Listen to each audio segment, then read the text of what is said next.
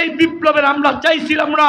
আমরা চাই 54 বছর হয়েছে দেশ স্বাধীন হয়েছে, এই স্বাধীনতার পরে এদেশের রাষ্ট্র ক্ষমতায় বিভিন্ন সরকার এসেছে, আওয়ামী সরকার, বিএনপি সরকার, জাতীয় পার্টি সরকার, বিভিন্ন সরকার এসেছে, কিন্তু আমাদের স্পষ্ট কথা, কোন সরকারই এই দেশকে চাঁদাবাজ মুক্ত করতে পারে নাই, সন্ত্রাস মুক্ত করতে পারে নাই।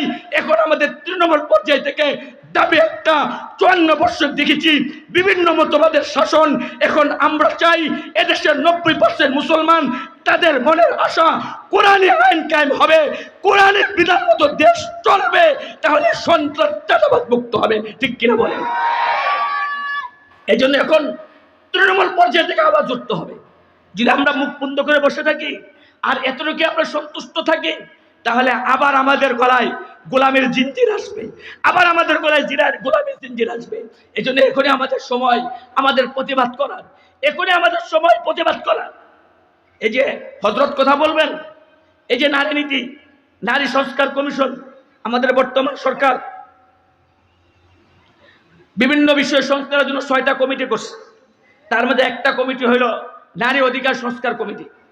নারী অধিকার সংস্কার কমিটি